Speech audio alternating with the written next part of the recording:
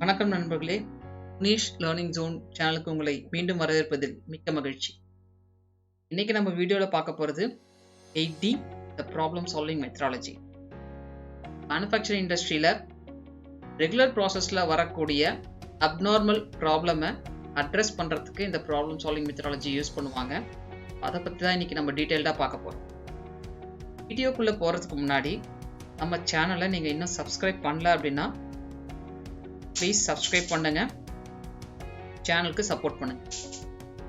தென் டிஸ்கிரிப்ஷனில் Telegram group link கொடுத்துருக்கேன், குரூப்பில் ஜாயின் பண்ணுங்க. ஃப்யூச்சரில் ஆன்லைன் கிளாஸஸ் கண்டக்ட் பண்ணுறதுக்கு பிளான் இருக்குது. ஸோ அந்த பட்சத்தில் உங்களுக்கு இன்ஃபர்மேஷன் ஷேர் பண்ணுறதுக்கு ரொம்ப யூஸ்ஃபுல்லாக இருக்கும். ஸோ டெலகிராம் குரூப்பில் ஜாயின் பண்ணுங்கள், உங்களுடைய ஃப்ரெண்ட்ஸுக்கும் ஷேர் பண்ணுங்கள். வாங்க இப்போ வீடியோக்குள்ளே போகலாம்.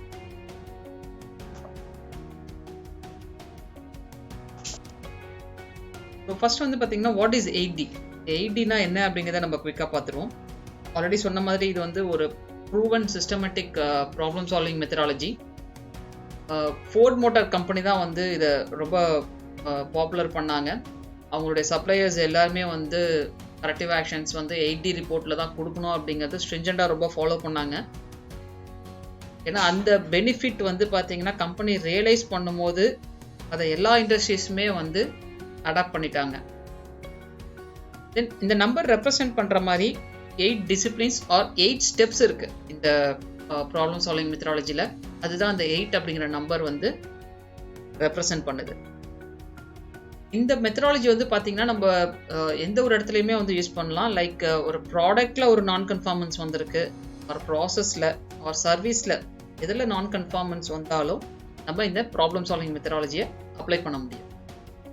இதில் ஒரு மெயின் பெனிஃபிட் என்ன அப்படின்னு பார்த்தீங்கன்னா systematic and structured root cause identification, 5 why analysis. இதை பற்றி நம்ம டீட்டெயில்டாக வந்து ஸ்லைட்ஸில் பார்ப்போம். Then look across process. இதில் ஒரு இம்பார்ட்டன்ட் ஸ்டெப் என்ன அப்படின்னு பார்த்தீங்கன்னா லுக் அக்ராஸ் ப்ராசஸ். இதுக்கு வந்து ஒரு ஸ்பெசிஃபிக்காக ஸ்டெப் இருக்குது. அது ப்ரிவென்டிவ் ஆக்ஷனுக்காக நம்ம அதை ஃபாலோ பண்ணுவோம். இது ஒரு இம்பார்ட்டண்ட் அடிஷ்னல் பாயிண்ட்னாலே நம்ம சொல்லலாம் இந்த 8Dல. தென் ப்ராப்ளம் கில்லர் ஆட்டிடியூடோட தான் வந்து இந்த டீமில் இருக்க எல்லாருமே ஒர்க் பண்ணுவாங்க. இந்த 8Dயை பற்றின ஒரு small introduction. Then origin of 8D இது எங்கே ஸ்டார்ட் ஆச்சு அப்படின்னு பார்த்தீங்கன்னா இனிஷியலாக யூஎஸ் கவர்மெண்ட் அவங்களுடைய மிலிட்ரி டிபார்ட்மெண்ட்டில் வந்து இதை யூஸ் பண்ணாங்க இன் 1970s, 1974 எக்ஸாக்டாக. ஸோ அப்போ வந்து பார்த்தீங்கன்னா MIL ஸ்டாண்டர்ட் 1520 அப்படிங்கிற நம்பரில் தான் இதை யூஸ் பண்ணிட்டு இருந்தாங்க. லேட்டர் டில் 1995 வரையும் இதை யூஸ் பண்ணியிருந்தாங்க. தென் அதை கேன்சல் பண்ணிட்டாங்க. ஸோ இந்த பீரியடில் வந்து பார்த்தீங்கன்னா 1980s வேரியஸ் இண்டஸ்ட்ரீஸ் வந்து இதோட பெனிஃபிட்டை அண்டர்ஸ்டாண்ட் பண்ணிட்டு அவங்க இதை யூஸ் பண்ண ஸ்டார்ட் பண்ணாங்க 1980s.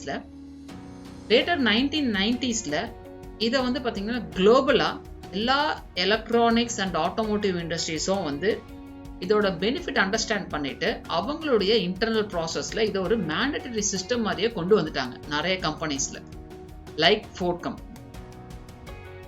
தென் எல்லா இன்ஜினியர்ஸ் எல்லா பர்சன்ஸ்க்கும் இருக்கக்கூடிய ஒரு கொஷின் என்ன அப்படின்னு பார்த்தீங்கன்னா எங்கே 8D நம்ம யூஸ் பண்ணோம், எங்கே 6 Sigma நம்ம யூஸ் பண்ணோம் அப்படின்னு. இது ரெண்டுமே வந்து பார்த்தீங்கன்னா டிஃப்ரென்ஸ் இருக்குது.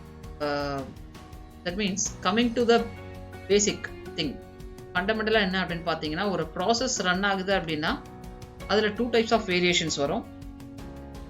Common causes, special causes. இது ரெண்டுத்தினாலையுமே வந்து பார்த்தீங்கன்னா வேரியேஷன்ஸ் நடக்கும் ப்ராசஸில்.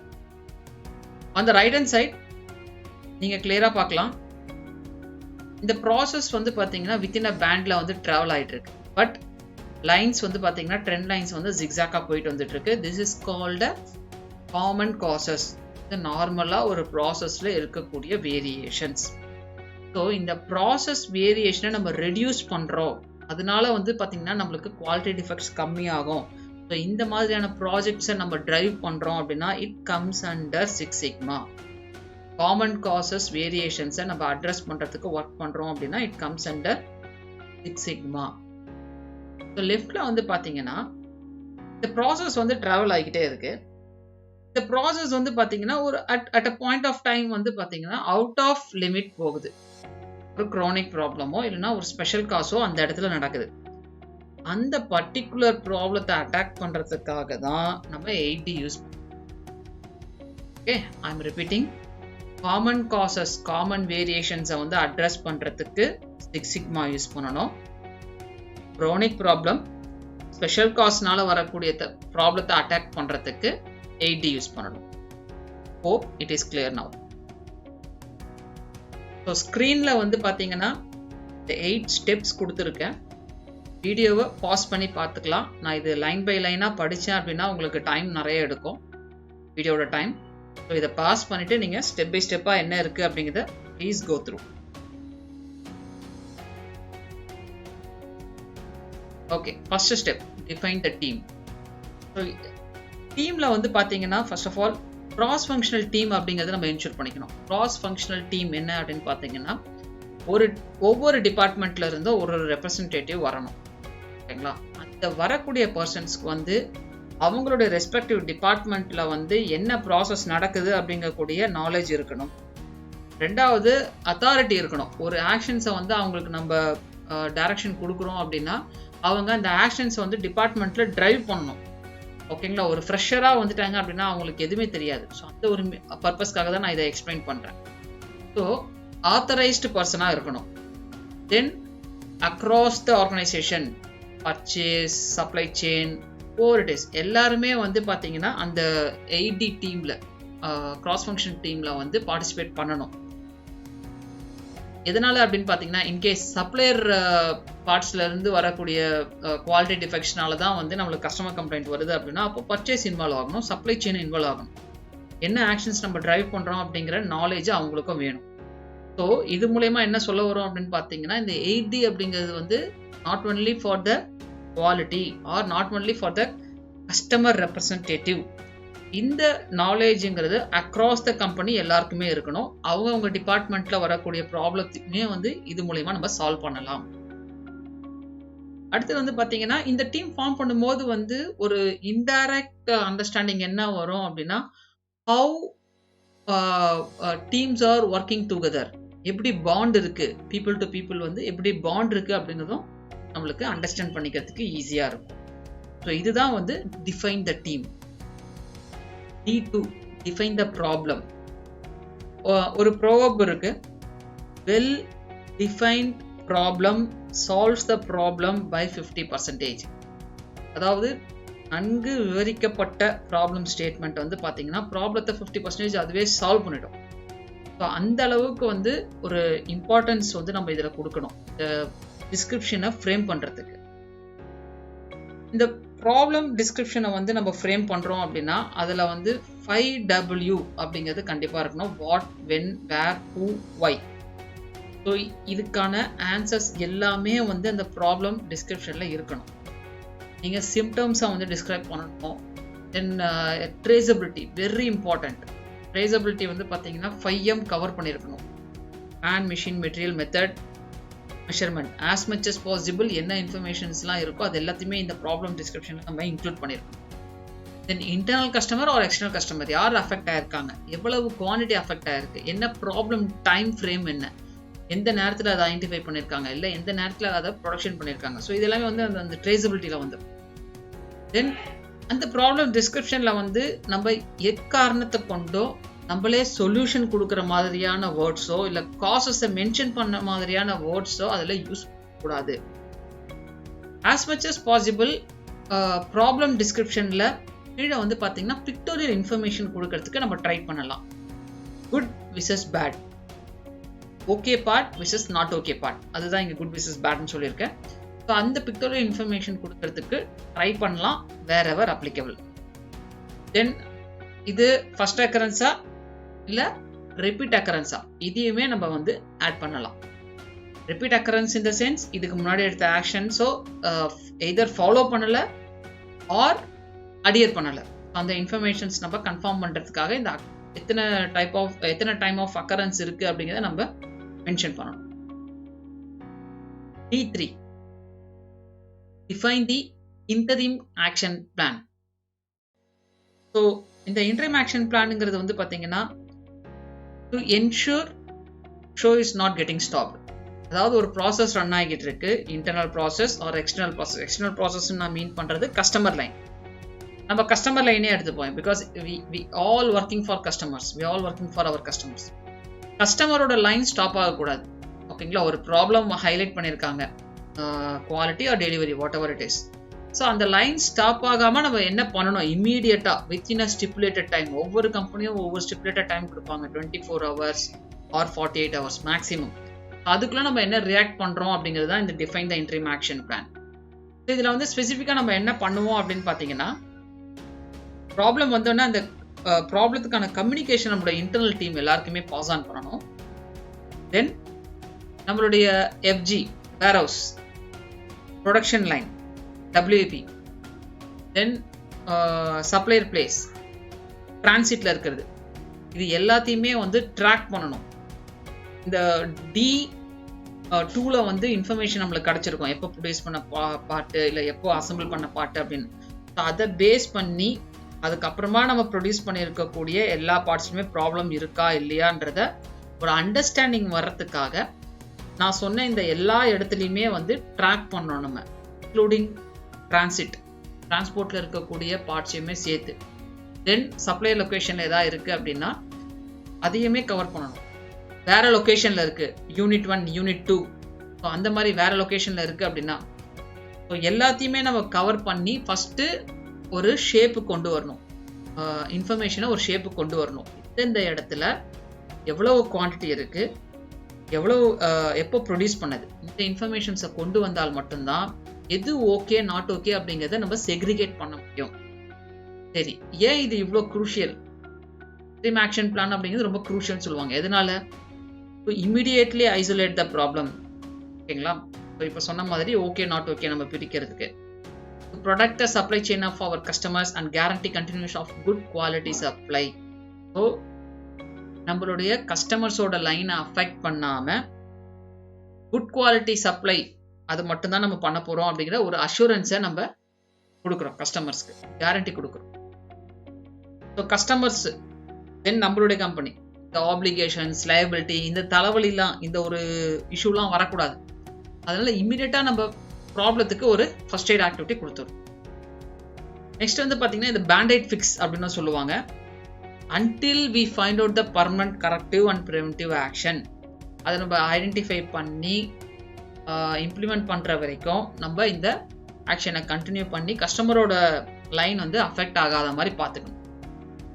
கீழே இருக்கக்கூடிய ஸ்டேட்மெண்ட் சொல்கிறது வந்து பார்த்தீங்கன்னா, containment actions should be considered immediate first aid to be initiated as quick as possible. நான் ஆல்ரெடி சொன்ன மாதிரி எவ்வளவு சீக்கிரம் நம்மளால ரியாக்ட் பண்ணி கஸ்டமருக்கு சப்போர்ட் பண்ண முடியுதோ அவ்வளவு சீக்கிரம் நம்ம பண்ணணும், because we all work for customers. D4 ரொம்ப இம்பார்ட்டண்ட் ஸ்டெப் இது. D4ல வந்து பார்த்தீங்கன்னா நம்ம எவ்வளவு டைம் ஸ்பெண்ட் பண்ணி நம்மளுடைய அனாலிசிஸ் ஸ்ட்ரென்தன் பண்ணி ஆக்ஷன்ஸை வந்து இனிஷியேட் பண்ணுறதுக்கு இது ரொம்ப இம்பார்ட்டண்ட்டான இன்புட் தரக்கூடிய இடம். ஸோ இதில் வந்து பார்த்தீங்கன்னா நம்ம 3 டைப்ஸ் ஆஃப் ரூட் காசஸ் கண்டுபிடிக்கணும் இந்த ஸ்டெப்பில். ஒரு ப்ராப்ளம் உருவாயிருக்கு, ஒரு ப்ராப்ளம் நடந்திருக்கு அப்படின்னா அந்த உருவாகிறதுக்கு ஒரு ரூட் காஸ் இருக்கும் இல்லைங்களா, அதுதான் வந்து அக்கரன்ஸ்ன்னு சொல்லுவாங்க. ஸோ நான் கன்ஃபார்மன்ஸ் அக்கரன்ஸ், ஏன் அது நடந்திருக்கு அப்படின்னு சொல்லி அதுக்கு ஒரு ரூட் காஸ் நம்ம கண்டுபிடிக்கணும். ரெண்டாவது, ப்ராப்ளம் உருவாயிடுச்சு, அதாவது ப்ராப்ளம் உருவாயிடுச்சுன்னா அந்த அந்த ஒரு ரூட் காஸ் வந்து அக்கர் ஆயிடுச்சு. பட் ஏன் நம்மளால அது டிடெக்ட் பண்ண முடியல? ஒரு ப்ராப்ளம் உருவானாலும் ஒரு அந்த காஸ் வந்து கிரியேட் ஆனாலும் ஏன் அதை வந்து நம்மளால டிடெக்ட் பண்ண முடியல? அது வந்து பார்த்தீங்கன்னா நான் டிடெக்ஷன் ரூட் காஸ்ன்னு சொல்லுவாங்க. ஃபர்ஸ்ட் வந்து நான் கன்ஃபார்மன்ஸ் அக்கரன்ஸ், அதுக்கான ரூட் காஸ். ரெண்டாவது வந்து பார்த்தீங்கன்னா நான் டிடெக்ஷன், அதுக்கான ரூட் காஸ். மூணாவது வந்து பார்த்தீங்கன்னா சிஸ்டமேட்டிக் ரூட் காஸ். இந்த 2 ரூட் காஸும் கிரியேட் ஆயும் ஓகே, அது வந்து தவறு நடந்தோம், ஏன் நம்மளுடைய சிஸ்டம் வந்து அதை ஸ்டாப் பண்ணலை, அதுக்கு என்ன ரீசன்? அது வந்து சிஸ்டமேட்டிக் ரூட் காஸ். ஸோ எல்லா எய்டிலையும் மேண்டட்டரியா இந்த 3 ரூட் காஸ் நம்ம வந்து கண்டுபிடிக்கணும். இதுக்கு வந்து ரூட் காஸ் கண்டுபிடிக்கிறதுக்கு வந்து பார்த்தீங்கன்னா 5Y அப்ரோச், நான் ஆல்ரெடி உங்களுக்கு சொன்ன மாதிரி 5Y அப்ரோச் வந்து நம்ம யூஸ் பண்ணணும். தென் ரூட் காஸ் ஓனர்ஸ் நம்ம வந்து ஐடென்டிஃபை பண்ணணும். ஏன்னா அவங்க ஆக்ஷன்ஸ் டிரைவ் பண்ணும் போது வந்து அவங்களுக்கு யார் வந்து அந்த டூயரோ அவங்க வந்து டீம்ல இருக்கணும். ஓகே, ஸோ இதில் வந்து பார்த்தீங்கன்னா இந்த D4 ஸ்டெப்ஸை வந்து எப்படி நம்ம வந்து அப்ரோச் பண்ணணும், எப்படி நம்ம டிரைவ் பண்ணணும் அப்படிங்கிறது வந்து பார்த்தீங்கன்னா நான் இங்கே ஒரு ஸ்டெப் பை ஸ்டெப்பாக கொடுத்துருக்கேன் based on my previous experience. So first we need to conduct a brainstorming session. நம்மளுடைய CFT டீம் இருக்காங்க இல்லைங்களா, ஸோ அவங்கள வச்சுட்டு வந்து brainstorming session நம்ம கண்டக்ட் பண்ணணும். நெக்ஸ்ட் வந்து பார்த்தீங்கன்னா list out the suspected points. So அந்த brainstorming செஷன்ல வந்து ஒவ்வொருத்தரும் அவங்களுடைய இன்புட்ஸை தருவாங்க. இந்த ப்ராப்ளம் நடக்கிறதுக்கு என்னென்னலாம் ரீசன்ஸாக இருக்கும், என்னென்னலாம் காசஸாக இருக்கும் அப்படின்னு சொல்லிட்டு அவங்களுடைய பாயிண்ட்ஸை தருவாங்க. அதை நம்ம எல்லாமே லிஸ்ட் பண்ணணும். தென் அந்த லிஸ்ட் பண்ண பாயிண்ட்ஸை வந்து காஸ் அண்ட் எஃபெக்ட் டயக்ராமில் ஸ்ட்ராட்டிஃபை பண்ணணும். அந்த 5M இருக்கும் இல்லைங்களா, காஸ் அண்ட் எஃபெக்ட் டயக்ராமில் அது நம்ம ஸ்ட்ராட்டிஃபை பண்ணணும். தென் ஒவ்வொரு சஸ்பெக்டட் காசஸ்க்கும் based on the team input weightage தரலாம். ஓகேங்களா, நம்ம ஸ்கேல் நம்மளே ஃபிக்ஸ் பண்ணிக்கலாம். 1 to 5, 1 to 10 அப்படிங்கிற மாதிரி வெயிட்டேஜ் ஃபிக்ஸ் பண்ணிட்டு ஒவ்வொரு சஸ்பெக்டட் காசஸ்க்கும் நம்ம வெயிட்டேஜ் தரலாம். Then narrow down to major weightage causes. நிறைய பாயிண்ட்ஸ் வந்துருக்கும் brainstorming செஷனில். அதை நேரோ டவுன் பண்ணி மேஜர் வெயிட்டேஜ் இருக்கக்கூடிய காசஸை செலக்ட் பண்ணுறோம். ஸோ அந்த ஒவ்வொரு காசஸுக்குமே நம்ம இப்போ ஒரு Y/Y அனாலிசிஸ் பண்ணுறோம். எதுக்காக அப்படின்னா ரூட் காஸ் கண்டுபிடிக்கிறதுக்காக. ரூட் காஸ் கண்டுபிடிச்சாச்சு. ஓகே, அந்த ரூட் காஸை வந்து பார்த்தீங்கன்னா ரீக்ரியேட் பண்ணணும். தட் மீன்ஸ் ரெப்ளிகேட் பண்ணணும். அந்த சிமுலேஷன் ட்ரையலில் வந்து பார்த்தீங்கன்னா டிஃபெக்ட் வர்றது இந்த ரூட் காஸ் வந்து இந்த ஆக்டிவேட் பண்ணும்போது, மீன்ஸ் ரீக்ரியேட் பண்ணும்போது டிஃபெக்ட் வந்து அது மாதிரி வருதா அப்படின்னு சொல்லிட்டு சிமுலேஷன் ட்ரையல் நம்ம பண்ணி பார்க்கணும். அதுக்காக தான் வந்து இங்கே என்ன கொடுத்துருக்காங்க அப்படின்னா define and verify the root cause. Verify அப்படிங்கிற மீனிங்க்கு வந்து பார்த்தீங்கன்னா நம்ம சிமுலேஷன் ட்ரையல் பண்ணி பார்த்தா தான் தெரியும் நம்ம கரெக்டான ரூட் காஸை தான் ஐடென்டிஃபை பண்ணியிருக்குமா என்ன அப்படின்னு சொல்லிட்டு.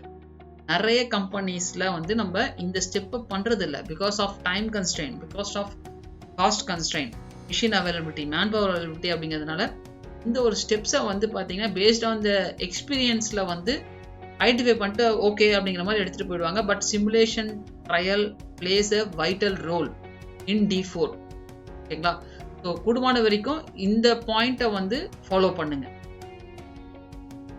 கம்மிங் டு D5, இப்போ நம்ம இந்த ஸ்டெப்ஸ் எல்லாமே ஃபாலோ பண்ணிட்டோம். 3 டைப்ஸ் ஆஃப் ரூட் காசஸும் ஐடென்டிஃபை பண்ணிட்டோம். அந்த ரூட் காசஸ்க்கு எல்லாத்துக்குமே வந்து பார்த்தீங்கன்னா கரெக்டிவ் ஆக்ஷன் அப்படிங்கிறத நம்ம ஐடென்டிஃபை பண்ணணும்.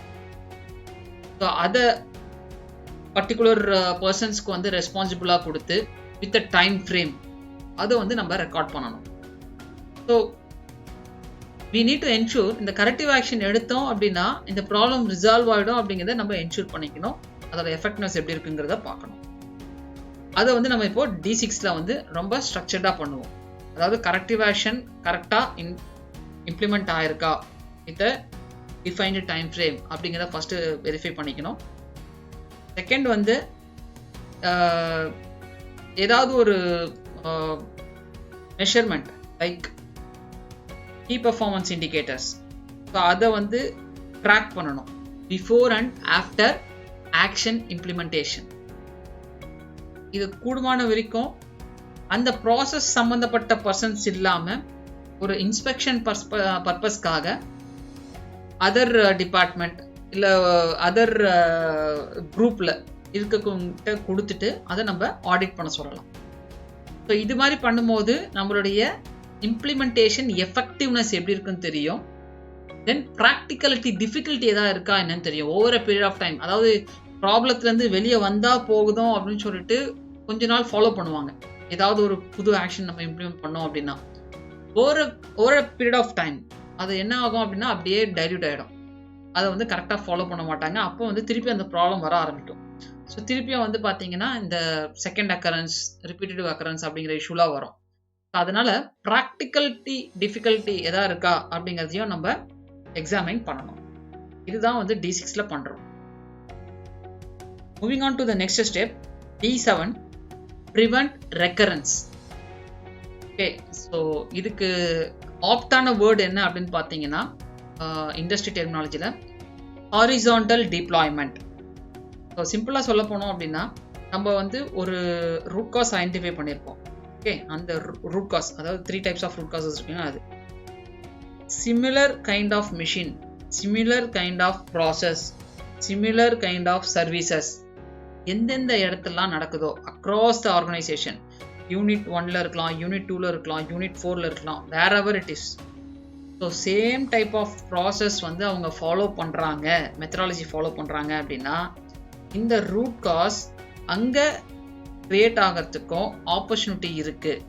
ஸோ என்ன ஆக்ஷன்ஸ் நம்ம இங்கே இம்ப்ளிமெண்ட் பண்ணோமோ அதை அப்படியே வந்து பார்த்தீங்கன்னா அந்த சிமிலர் ப்ராசஸ் நடக்கக்கூடிய இடத்துல பை டிஃபால்ட்டாக இம்ப்ளிமெண்ட் பண்ணணும். That is what preventive action, horizontal deployment. இது வந்து பார்த்தீங்கன்னா லுக் அக்ராஸ் ஃபார்ம் அப்படின்னு சொல்லுவாங்க. ஸோ அந்த ஃபார்மேட் நம்ம யூஸ் பண்ணலாம். ஃபியூச்சர் கிளாஸஸில் நான் இந்த லுக் அக்ராஸ் ஃபார்ம் அது எல்லாத்தையும் பற்றியும் வந்து நான் எக்ஸ்பிளைன் பண்ணுறேன். ஸோ இல்லை ரொம்ப ஒரு காம்ப்ளெக்ஸான ப்ராப்ளம் இருக்குது அப்படின்னா அந்த சுச்சுவேஷனில் வந்து நம்ம சிக்ஸ் சிக்மா ப்ராஜெக்டை வந்து இம்ப்ளிமெண்ட் பண்ணணுமா, அதை மீன்ஸ் ட்ரைவ் பண்ணணுமா என்ன அப்படிங்கிறது டிசைட் பண்ணணும். இதுதான் D7.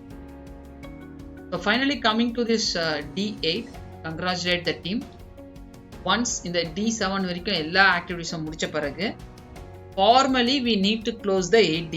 ஸோ அந்த 8D ஓனரோ இல்லை பிளான்ட் குவாலிட்டி மேனேஜரோ வந்து பார்த்தீங்கன்னா அப்ரூவ் பண்ணணும் இந்த 8Dயை க்ளோஸ் பண்ணலாம் அப்படின்ட்டு.